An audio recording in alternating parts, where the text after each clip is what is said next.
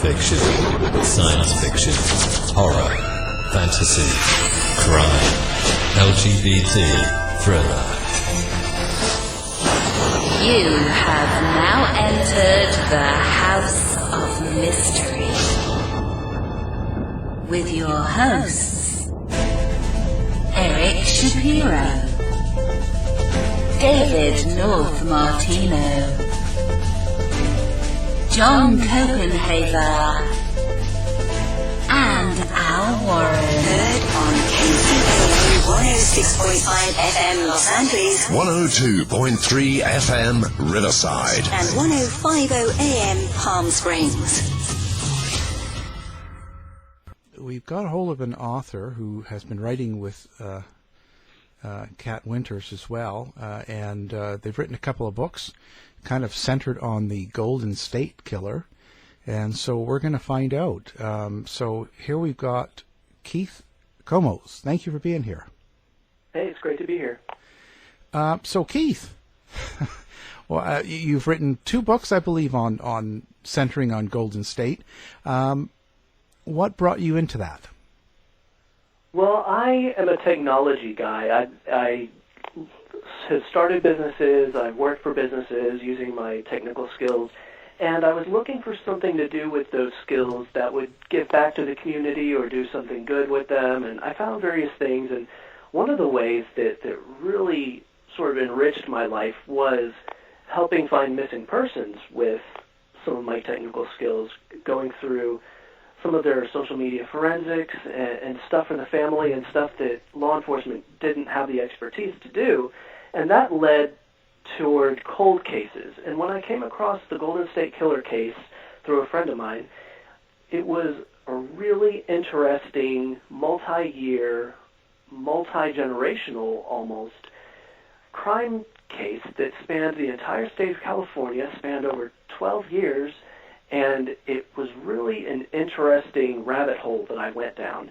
And I went to the extreme of making a website, helping make a website about this case, and then that led to a book. And it's the kind of case where you just keep peeling back layer after layer, and there's just so much mystery and so many interesting things inside of it. And it was always a case that felt solvable, so I always felt this drive to help move this case forward. You said you always felt it solvable, but it went for so many years.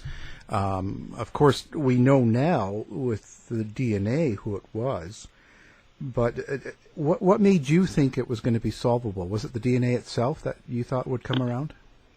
It was. Again, with my technical background, I saw that they had DNA, and I saw the potential of all of the new DNA technology that was coming onto the scene. Some of it was used in this case, and some of it wasn't. But it seemed like it was only a matter of time before technology caught up to this old case. And it seemed like it would be soon, 5 years, 10 years, who knows? We didn't know, but it seemed like technology would catch up to it within the victim's lifetime. And some of the victims and survivors were from the 1970s, and they're getting on in years, and it was important to have this thing solved before they passed on, and it seemed like that was going to happen. And it was just, there were a lot of exciting things going on behind the scenes, and it was just a very exciting and interesting case. So, yeah, and I mean, the killer himself could have been dead by now. He was getting on years too, so it's something we might have found out about, but never brought him to justice. Exactly. This guy wasn't exactly a health nut. He was out there living a high-risk lifestyle. A lot of law enforcement officers assumed he was dead, but it would still be important to identify him, and actuarial tables from insurance companies and whatnot said that this guy could be between 60 and 75 years old. So while there was a high chance that he was dead, especially because he had stopped his offenses, there were no more offenses that could be tied to him past 1986. So a lot of people thought, well, he may have met with an untimely death, and it's hard for some of these types of killers to stop. We're learning more and more that they can stop, and they do stop, but a lot of people thought he was dead. However, because he could be between 60 and 75, there was a high chance that he was alive, and it was important to find out either way. Yeah. Now, what makes them what gives them this age range? Whenever they say that he's going to be between 60, they're kind of guessing that he started killing, let's say, at age 20. I mean, how do they go about finding the age? There were a lot of things that went into it. A lot of it was based on witness descriptions, behavioral analysis, profiling that was done in a law enforcement office in Florida. Later on in the case, they added some extra resources to the case and did extensive profiling and said, well, he's got the emotional maturity of somebody in his early 20s at the time of the crimes. That doesn't mean that he was in his early 20s, but he could have been. We're finding out that some of these killers start later in life, some of them start earlier in life. We really didn't know, but a lot of the idea of his age was because of witness descriptions and how they described his physical characteristics, which nobody really ever saw his face, but it was the way he was built and the way he moved and the way he would jump fences and evade capture and ride his bicycle at high speeds and be able to outrun different officers when he was being pursued. There was one FBI agent that pursued him in fall of 1979, and the Golden State Killer smoked him. The FBI agent was in a car, and the killer was on a bike, and he was able to evade capture. So he was a spry individual, and some of that went into the age profiling. Okay. I see you've written the second book here that just came out in June, Visalia Ransacker. So, what was the purpose of this book, and this is about a different spree that happened that the same Golden State Killer did? It's interesting. When we got into the Golden State Killer case and started researching it, there were offenses, home invasion raid cases and murder cases spanning from 1976 to 1986. In his first attack, which was in June 1976, this guy seemed polished. He seemed like he knew exactly what he was doing. He got away with all of his crimes. And the theory was this wasn't his first attack. He had to start somewhere else. And a lot of different investigators throughout the 1990s, the 2000s, were looking at different crime sprees and different types of offenders saying, could this be him? Could this be him? This guy was never caught. Did he evolve into the East Area Rapist Golden State Killer? And one of the offenders that bubbled to the top of that list was somebody named the Visalia Ransacker.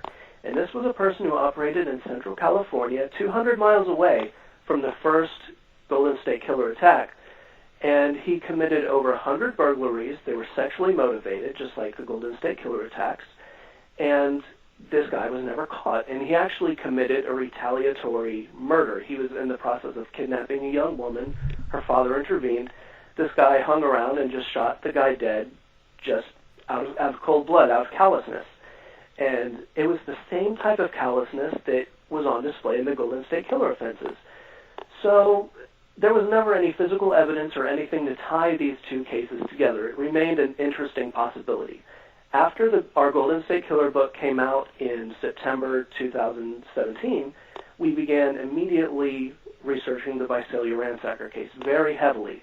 We had a lot of information, a lot of extra access to this information, so we started looking at it. We dissected every attack, every burglary, every move that we knew that this guy made, and it started to become apparent to us that this was the same offender, and a lot of other investigators had come to that same conclusion.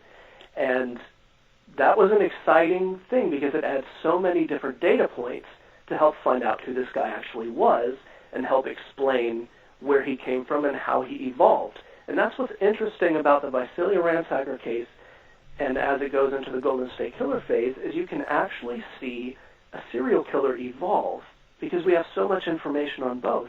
And that's a rare thing because these are rare individuals anyway. And it's a rare thing to actually see that individual evolve. And when Joseph D'Angelo was identified through DNA as allegedly the Golden State Killer, we found out that he lived 20 minutes away from where most of these Visalia Ransacker crimes occurred while they occurred, and law enforcement found other evidence during the arrest, so the cases were actually tied together in the process of our writing this book, and we were able to release it under a different title. It was originally going to be Case Files of the Visalia Ransacker, we were able to release it as Origin of the Golden State Killer, Visalia Ransacker, because these cases had finally been tied together. So just to make sure that I'm keeping it all straight in my head, you said that one of the first killings by the Golden State Killer seemed polished, practiced, like he, almost expert.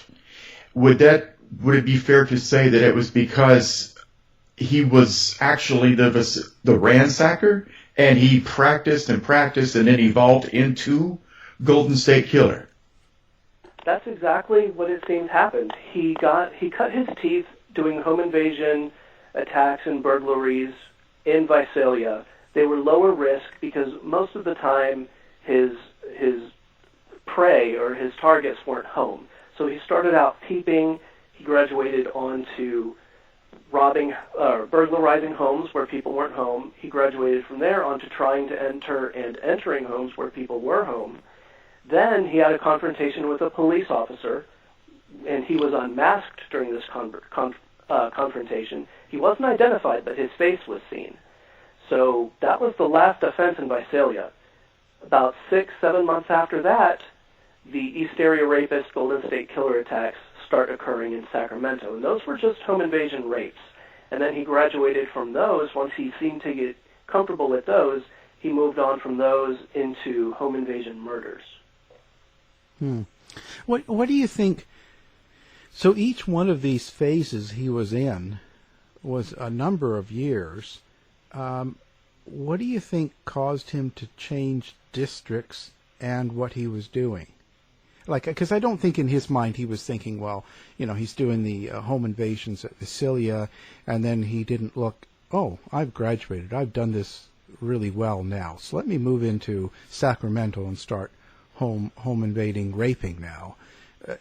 What do you think was the thing that changed him from one event series to another? Some of it was organic, and some of it does seem to be strategic.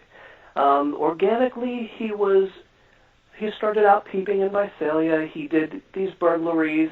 He kept upping the ante. He kept doing riskier and riskier offenses. As he was upping the risk, he was also alerting the cops to his presence. The cops were getting closer and closer to him. He was having more close calls. He was unable to commit the types of offenses that he wanted to because as soon as he committed one burglary one night, the cops were out in force. Sometimes there were 24 police officers in a small area looking for him, and he had to abort for the night. So he changed jurisdictions partially because he could no longer do the types of offenses that he was ramping up to in that area that he had been in, so he went to fresh hunting grounds. But part of what he also was doing was he did sit down and think out, it's getting too hot for me here. I need to change over here, and then change what I'm doing a little bit, just enough so that it's not connected to what I've done before. And this jurisdiction 200 miles away will have no idea that I'm over here doing this types of crime now. Because we do see a clear-cut pattern of him doing mostly burglaries in Visalia, then he does mostly rapes in Sacramento and Northern California, and then when he begins actually murdering people intentionally, he had some retaliatory murders, but when he starts entering people's homes with the express intent to kill them, he actually moves 325 miles down south and begins doing it there. And so the offender, Joseph D'Angelo, does have a law enforcement background. He's got over 400 hours in the academy. He's got Navy training. He thinks like a police officer. And he's thinking, I can scramble things up and keep things separate if I keep moving around. We saw in Northern California, when he would commit a few rapes in one jurisdiction, he'd then move to a different county and begin committing some attacks there. Then he'd move to a different county. So it was part of his MO, I guess, part of his strategy to keep on doing what he was doing. And this guy was dedicating every detail of his life toward committing these types of offenses through his training in the police academy, throughout where he would go and what he would do, and even what he would do as a profession. All of it was geared toward committing these offenses better. And also it makes sense because back then we didn't have these huge databases like VICAP or NCIC, and agencies really didn't share information, so you couldn't really set a pattern. Exactly. He took advantage of this weakness, this poor communication that existed in this poor level of technology, and he exploited it. And he knew that this jurisdiction would not talk to that jurisdiction. There were some areas where he offended where the police there refused to cooperate with other jurisdictions that said, "Hey, I think our same offender is over there. I think he moved over there." They would say, "No, he's not here. We're going to investigate this ourselves." And by the time he committed his offenses and he was out of there, he was on to somewhere else. And he also took advantage of the fact that the statute of limitations for rape crimes was only 3 years at the time. So if he moved into one jurisdiction, committed a few rapes, and then moved on, after 3 years, they would throw out their physical evidence. They would throw out some of their files, and they would stop investigating. So he was home free. So that was another reason why when he committed murder, he had to move so that his offenses wouldn't be connected and that all of this intelligence wouldn't someday be gathered together and help identify him. And he was successful in this. I wouldn't say you've got to give him credit, but you have to understand what you're up against. And this guy thought things through, and he took advantage of everything, and traditional investigative methods couldn't identify him. What do you think was behind his series of the killings and all this? Like, what drove him to do this? Because you're saying how it's really well thought out. He's planned it, and he's doing these, at first ransackings and then rapings and then into the killings. Was there a motivation that he had in mind? It's really hard to say. Now that a suspect has been identified, everybody's combing through his life, looking for that elusive answer and trying to figure out why. It's hard to say if there's any specific trigger or anything that really drove him to do that. What they categorize him as is sort of an anger retaliatory type of offender. There are some offenders like him that try to fill something that they're missing in their own lives. There are some that try to create a certain sense of loss in other people's lives similar to what they've experienced. There's something about this offender that seems to be motivated by anger and control. And they say a lot of these sex offenses are about power and control, and he's sort of the epitome of this type of offender. He would enter a home, and he would eat the victim's food in front of them. He would tear their house apart looking for personal items. He didn't really steal anything of exceeding value. He wouldn't steal their most valuable jewelry. He wasn't motivated by personal gain in any way. He would take a monogrammed money clip. He would take a wedding ring. He would take certain personal items from these offenders, and he was lashing out. He was being retaliatory against these people, and there was an immense amount of anger in his offenses, even way back in the burglaries, and where he was destructive for no reason, where he would do things to people in people's homes just for no reason. There are some cases in Sacramento early on that appear to be this same offender. They haven't been tied yet, but the family dog was beaten to death in several different instances. And a lot of these cases, they were just simple burglaries. They had the same MO as this offender, and with the exception that the family dog was beaten to death. And one of them, the dog was trying to hide under the bed as he was being beaten to death. You could tell by the way it was found. And there's just an incredible amount of anger and hatred and disregard for other people and other lives that was present in these offenses. And I don't think we'll ever be able to explain it any more than that, because this is not something that any of us can relate to. So what was the basic MO? Like, what did he actually do when he was right from planning until the actual event? Maybe describe how this went. Terror was his game, really. He would enter a home and speak to his victims in a way to where they were convinced that they were going to be killed. and later many of them were. He would usually go in and awaken his victim or victims. He attacked a lot of couples with a flashlight beaming into their eyes in the middle of the night or early morning hours of the night. He'd have the woman tie up the man with shoelaces that he provided, and he'd stand there and issue threats, pointing a gun at them.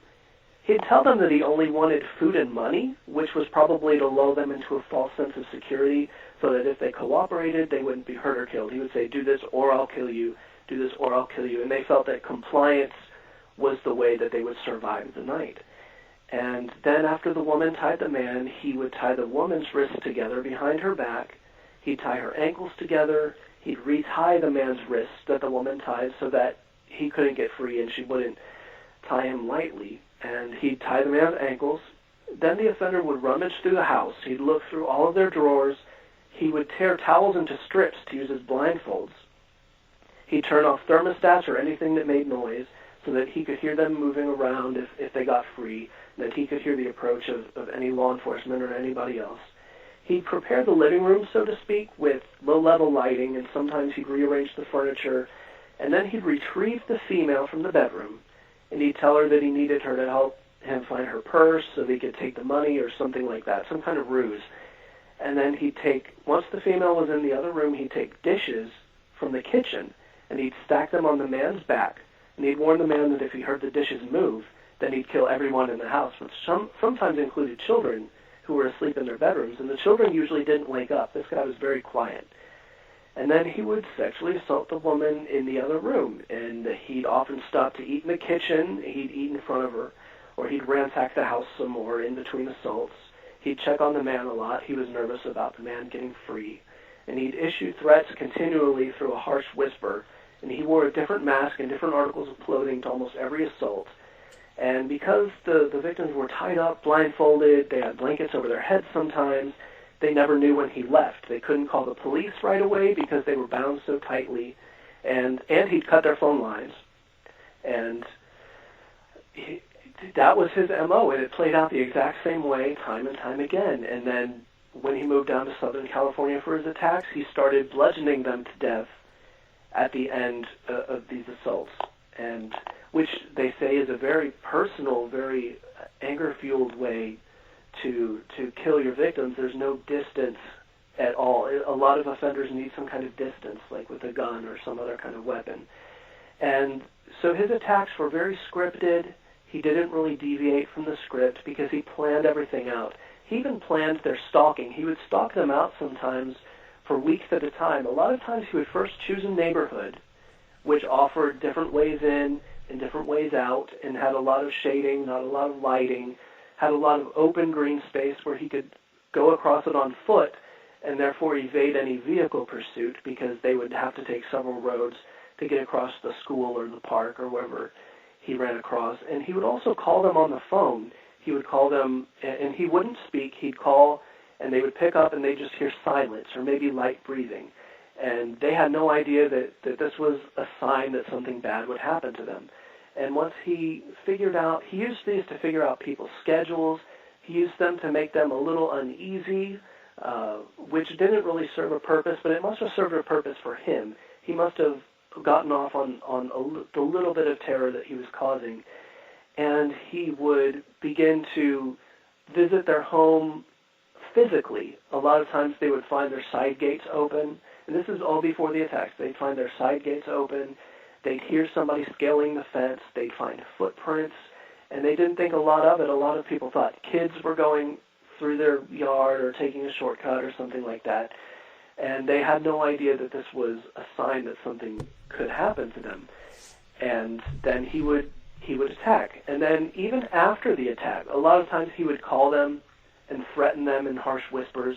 One victim, he called her 25 years later. He called her in 2001. And her attack was in 1977 or 1976. And that's a long time to retain the information. A lot of times he'd steal their driver's licenses, so he'd know exactly who he was attacking. And that's a long time to go after somebody and to keep them in mind and to still relive that terror that he inflicted. So it's really all about control. Every bit of this is about control. It is. It is. So I got to ask this, though, as you were describing the MO, I'm wondering at what point did the media get involved? Because if this became a pattern, especially the phone calls are risky.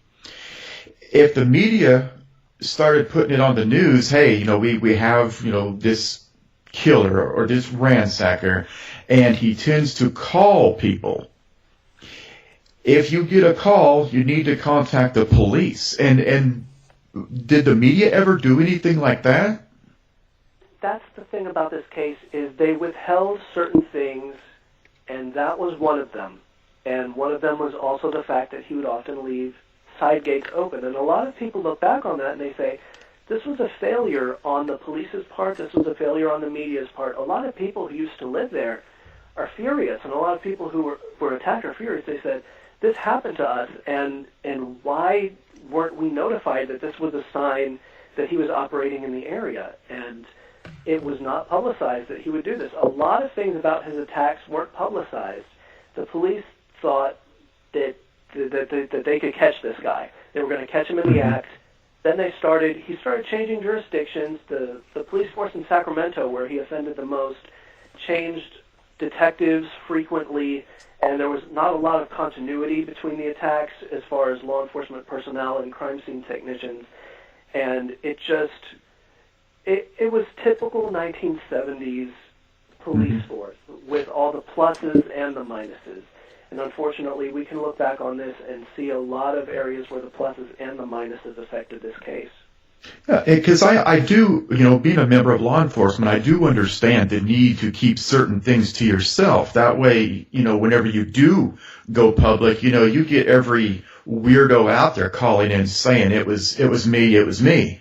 I would keep certain things like, he stacks dishes on the man's back. I would keep that.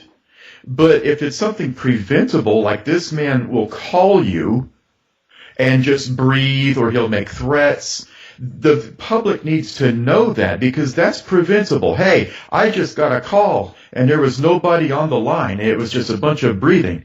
Then, doggone it, Keith. You know what I'm saying? I do, yeah. It's frustrating. That is definitely one of the frustrations that I share with people that I've spoken to regarding this case. One of the investigators told me, well, it was the era of crank calls. This was happening to tons of people. Some of these calls may not have been related. They happened often enough to where we know they were related. Maybe some of the investigators at the time did not know that these were related, and a lot of times the investigators didn't know which kind of questions to ask. They didn't say, oh, did you receive these types of phone calls? Some victims reported it many months after the fact. When he would call and threaten and say, do you know who this is?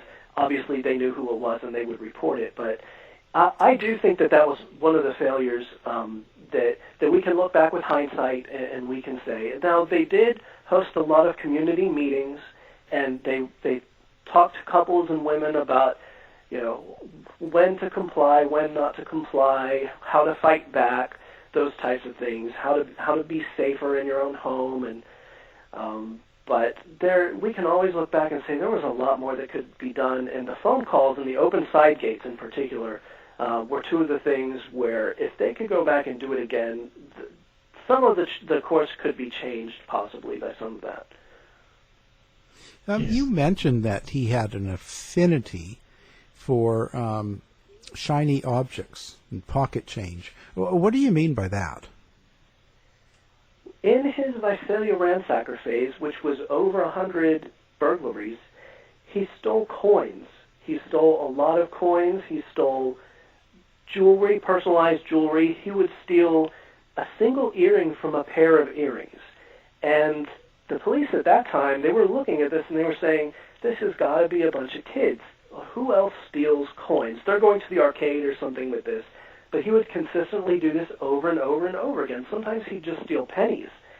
And you can't really look at that and say, well, he was doing it for the value, especially with the earrings. He was taking one earring from a pair. And that is virtually worthless. It's worthless to the victim and it's worthless to him. You can't really pawn it as an offender because the police can match it with the other earring in the pair. So we look for psychological reasons for why this could have occurred. And one of the investigators that I talked with for a long time about motivations and whatnot, she came up with the theory that he was just trying to instill a certain type of loss in his victims that he himself felt or he himself experienced. This wasn't the real focus of what he was doing, but he was taking a coin collection, something that they had spent a lot of time building, and he would also steal redemption stamps, the old grocery store redemption stamps. He would take things that they spent a lot of time collecting and some care in putting together, and he would take it from them. And sometimes he would discard these items outside, just a couple houses away, just to show that they weren't important to him, but they were important to them, and he was going to take something from them by stealing their hard-earned time and hard-earned collection. And as far as the single earring goes, it's more of a nuisance type of a thing, but it's something that the victim often found later. They often found, oh, one of my earrings is gone. This guy probably took it. So it was another jolt of terror that they would feel later. It was to show them possibly that he wasn't doing it for the money, or he'd take both. He was doing it just to jack with them. And it's just a psychological thing. It's almost a game. Once he moved into Sacramento, he still did some of this. And sometimes he would leave items that he stole at one home. He'd go down the street and break in and leave them inside another home. And it was to show that he was here, he was there, and he was everywhere. And it was all a mind game. It was all control. There's a little bit of, you can almost say, a sense of humor behind some of this, and a sick sense of humor, of course. And it's a very psychological thing. It's a very psychologically based offender. And back in the 1970s, we're talking about a small town in Visalia. We're talking about a small town police force. They were ahead of their time in many ways, but nobody was equipped for this type of offender, this type of tenacity that the offender would show, and this type of deep psychological layering of his crimes. And they couldn't predict where he would be. They couldn't predict what he would do next. They didn't know what his escalation pattern would look like. And so when he committed some offenses, they couldn't tie it back to him.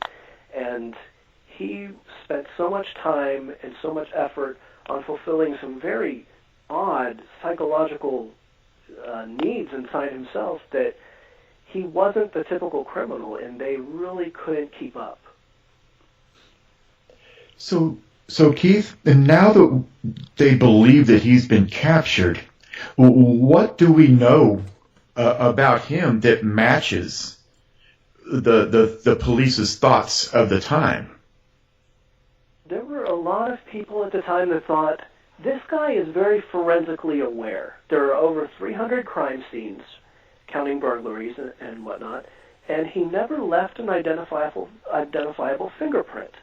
That is a lot of dedication to not leaving a fingerprint, and it made people wonder, did he have a print on file somewhere? And this guy obviously knew how to prevent leaving prints and how to cover them up if he did leave them, how to wipe them away. He also, there was one particular point where a couple investigators thought, this guy knows exactly our level of technology and what we're doing, because when a new iodine transfer type technology came out to lift fingerprints from the human body, he stopped taking off his gloves during the sexual assault. And that was somebody who's up to date on forensic techniques. That's what people thought. So when Joseph D'Angelo was identified and arrested, identified through the DNA and arrested in connection with this case, it didn't really surprise a lot of people that he had law enforcement training and that he was a law enforcement officer himself. In fact, he was a cop from 1973 through 1979. The Visalia Ransacker case and the East Area Rapist case, all the burglaries and all those rapes took place between 1973 and 1979, and then the murders took place between 1979 and 1986. So he was a cop throughout most of his criminal career, and then when he changed from home invasion rapes to murders, people thought, what kind of personal trigger might have gone on in this offender's life? Well, his last home invasion rape attempt was in July 1979. Joseph D'Angelo was fired from being a police officer in July and August in 1979. He was caught shoplifting in Citrus Heights, which was one of the neighborhoods that the East Area Rapist defended in. And D'Angelo was caught shoplifting a hammer and dog repellent, which are odd things. Yeah. Yeah. That's called a clue. That was definitely a clue. And this guy, he was a cop up in Auburn, which is about 25 miles to the northeast of Sacramento. So he was outside the dragnet, basically. People were looking for somebody who lived in the Sacramento area, because that's where most of the offenses were occurring. And even when they were looking at law enforcement people, they were looking at Sacramento guys. They weren't looking at Auburn people. But this guy was arrested with and caught shoplifting those two items. And he was well-to-do. His wife was a lawyer. And it was like, why was this guy shoplifting this stuff? Why wouldn't he want to be connected to this? Why? It was kind of mind-boggling at the time for a lot of folks. He was actually tried. There were some proceedings against him for this in Sacramento, and nobody made the connection between this guy potentially being the East Area Rapist and this guy, being responsible for the crimes, and this guy who shoplifted. So he was arrested for shoplifting in July 1979. The next known offense from the East Area Rapist Golden State Killer was in late September 1979, and it was an attempted murder. He went 325 miles south of the Sacramento area. He invaded the home of a woman and a man.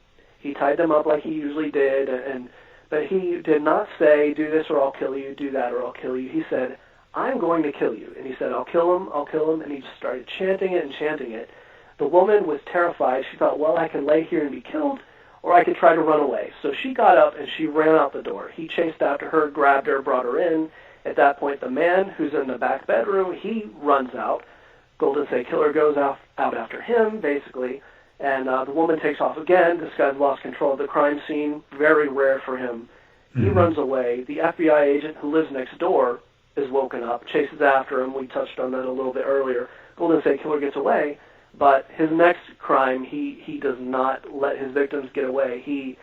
They started to resist, and he actually shot the next two people to death, and then from then on he bludgeoned his victims to death. So there was a little bit of an escalation pattern, but when we were looking at this case, we were looking back, what happened? Something must have happened in somebody's life in July or August 1979 for the East Area Rapist Golden State Killer to change like this, because it was a jump. It wasn't a smooth escalation pattern, it was a jump. So when D'Angelo was identified and all of this came to light, I thought, it was like, wow, this is really interesting. There's a parallel here. There were a couple more parallels. There was a murder in 1981 and a murder in 1986 that were committed by the Golden State Killer. These were his last two known crimes. When looking at Joseph D'Angelo's life, he had a daughter born right around the time of the murder in 1981, and then several months after the murder in 1986. And those were his first two kids. And then he had another one born in the early 90s. And there's no known offense tied to that. But you look at those times and they interlock in that odd way. And somehow the impending birth of his children were a trigger for him in some way, or a last hurrah, or something. If Joseph D'Angelo ends up being the guy, there's a DNA match. He's matched through DNA, but we still have to say allegedly the guy. But there are so many things that interlock. And then, of course, he's got a Navy background. And people looked at the knots he would tie and say, a lot of those are nautical knots. This guy could have a background in that. But you look at when he was offending, it was the Vietnam era. There were a lot of people on the list who had a background in the military, so that didn't narrow it down too much, but all of these different things. And then the kicker, of course, is this Visalia Ransacker series looks like it's connected, and then you go back and you look, D'Angelo lived there during the Visalia Ransacker case, then he moved to Sacramento area during the East Area Rapist case, and the timelines there just match up so well.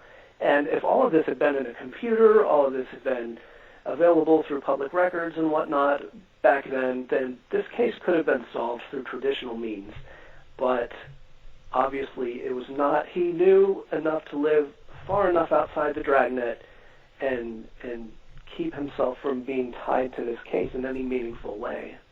Do we know of any ties between the killer and any of his victims? Like personal ties? Did he know any of them?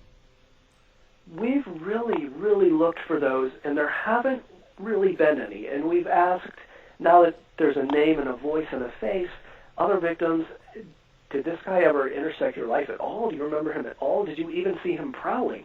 And all of them have said no. Apparently, he allowed enough distance between himself and his victims, and he attacked fairly randomly. And as you know, that's one of the harder cases to crack, is when somebody does that. And so he never slipped up that we know of, in the sense that he attacked somebody that he knew or that knew him. Was there any particular type of people he was aiming at, or a type of house or family unit, or was there any sort of things that you can tie together with any of the victims? The victimology in this case is very interesting because there aren't very many ties. There are some people that have the same type of occupation, such as nurse or pharmacist. There were some people that went to the same school, but that seemed to be more of, because of the area that he was offending in, he would stick to the same types of areas. Looking at the victims as far as socioeconomics, as far as demographics, even physical attributes, there's just not a lot of overlap.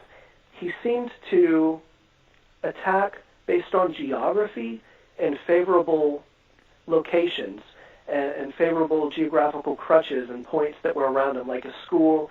A creek bed running behind the house was a very, I guess it would put you at high risk for one of these types of attacks, in the sense that he would traverse those creeks a lot, the cement canals and whatnot that run through almost any neighborhood, and he would peer through back fences, apparently, looking for vulnerabilities and looking for women who would be alone or couples who looked like he could attack them.